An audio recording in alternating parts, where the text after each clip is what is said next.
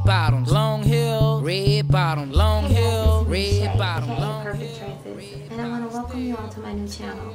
This channel will be specifically for hair product reviews, hair tutorials, makeup,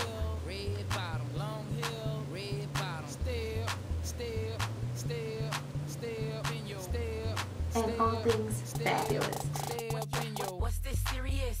Answer, Miss Trina, private dancer. So, if you're interested, please subscribe.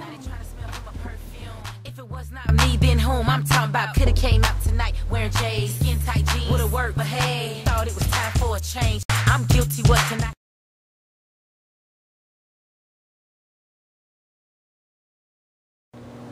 Hey ladybugs, it's me, Shay. In today's video, I was motivated to do after seeing a young woman on YouTube just really upset after having a bad experience with a hairstylist. And I know in the hair community, a lot of us opt out on hairstylists and choose to take sole control of our hair. However, for those who do prefer the assistance of a stylist or just every now and then like to indulge and be pampered, I decided to throw out a few helpful tips when choosing a hairstylist for you and the needs of your hair.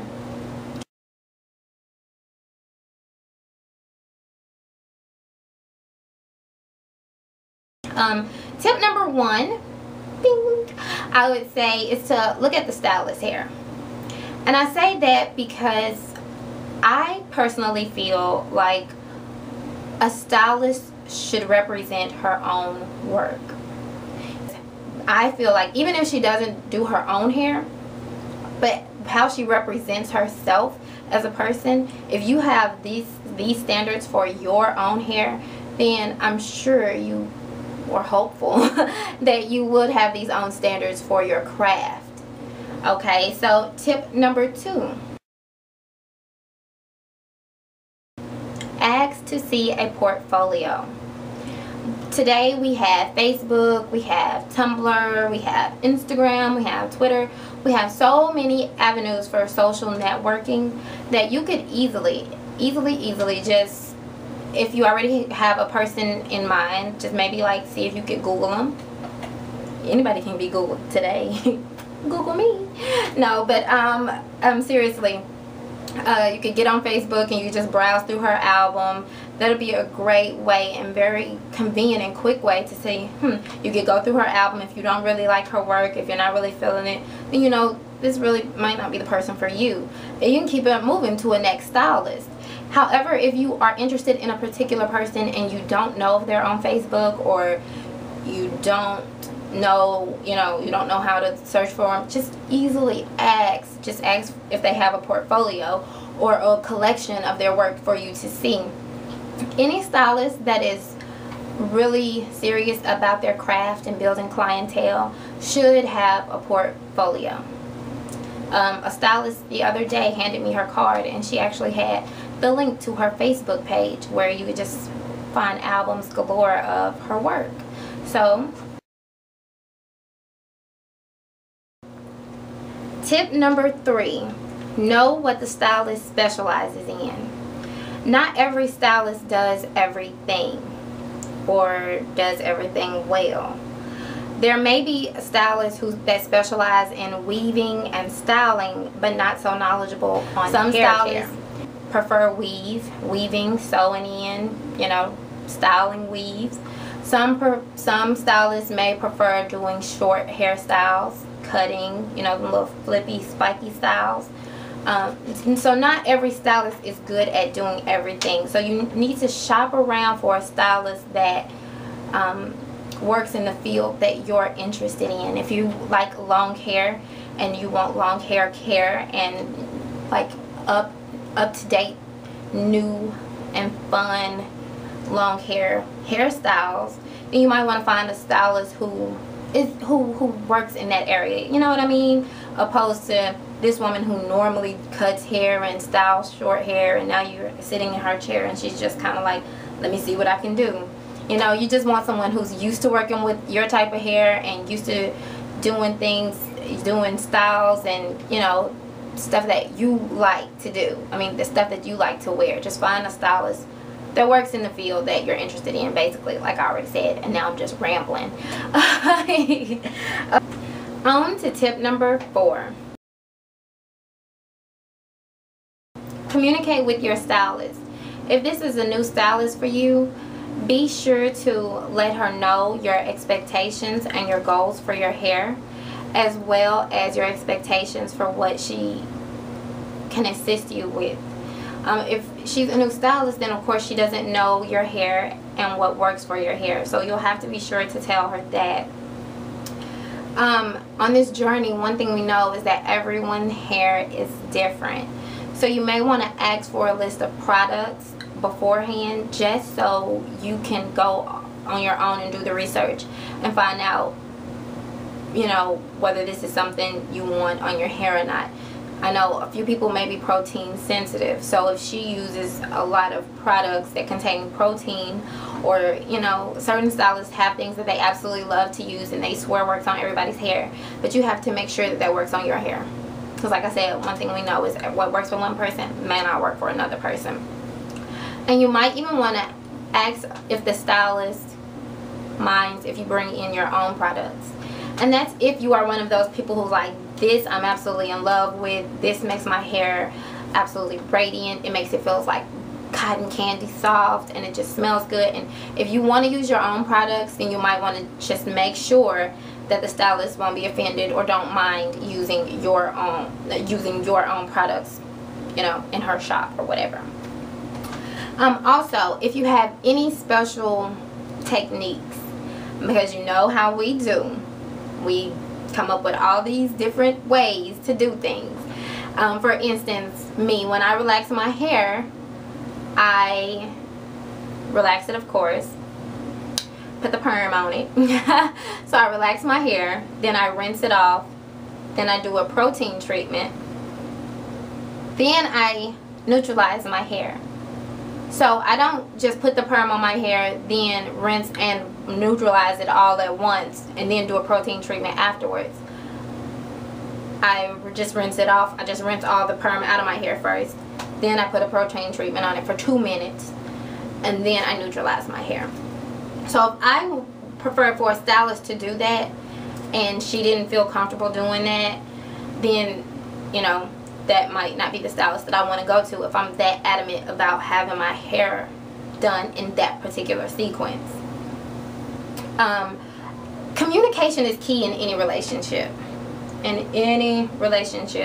So just make sure you have that type of relationship with your stylist. You have to. You can't just go sit down in a chair and let anybody do anything to your hair, or you'll get disappointed. So, on to tip number 5.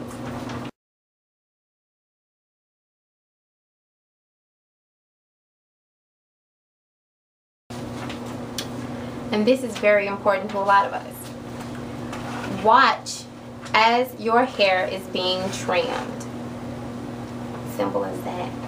Just, you have to watch, because you can just say, I like 1/4 an inch off,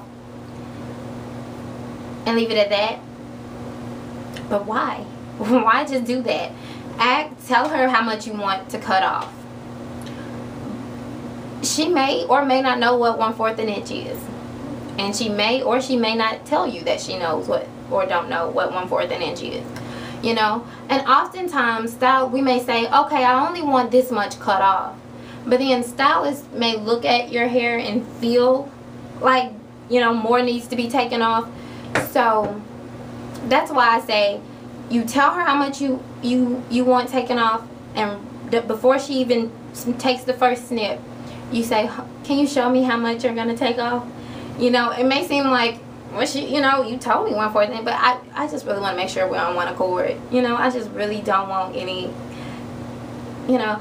And I would even suggest to sit in the mirror while she's trimming your hair. That way you can see every step of the way. And I mean, I personally wouldn't feel like that's rude. You know, if I say, well, do you mind? Because I know some stylists feel like, oh, it's a big surprise, it's a big reveal. They don't want you to look in the mirror before they're finished. But if you just upfront with your stylist, that's a communication.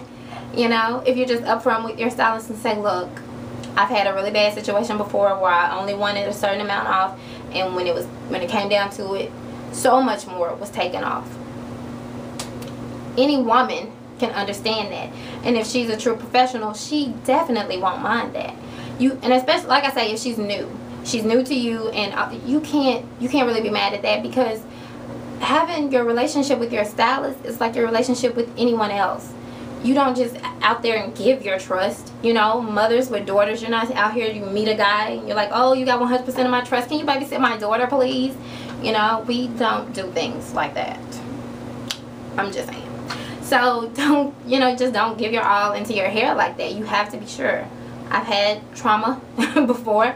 I'm trying to eliminate any kind of drama between you and I, but you don't have to say that, because then that's kind of like, what you mean, girl? You don't have to say all that, but just say, I've been in a bad situation before, and I really would feel comfortable if I could just watch and make sure nothing more comes off than I requested to be off.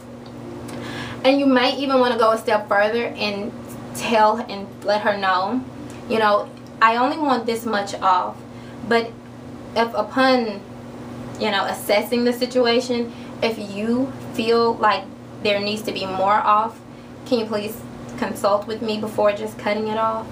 That way you'll have, you have her opinion, you have her professional opinion, and then you are able to accept or deny the request. And I mean, it's just that simple. So watch as your hair is being trimmed. And the number 6 tip is, that's a horrible drum roll, forget about that.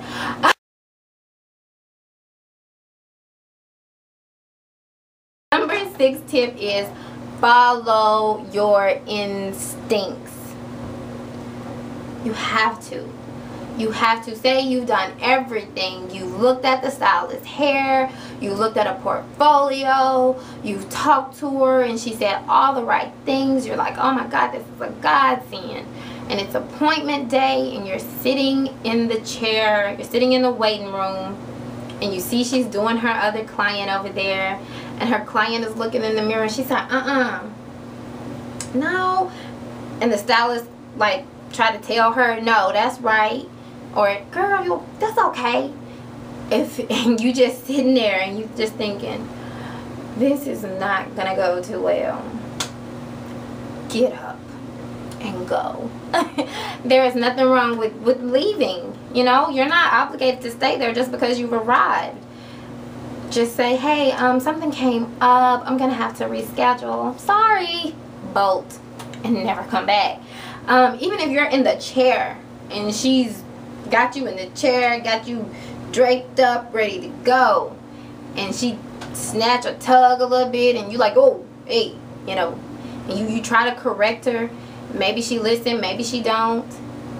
If she doesn't listen, or if she try to say, no, baby, that's okay. If you're trying to tell her, well, I prefer this to be done, and she said, then it's easy to say, hey, look, I'm sorry, but I'm very particular about my hair. If you can't respect that, then I really don't want your services. Simple as that. Us women in the hair community, our #1 goal is healthy hair.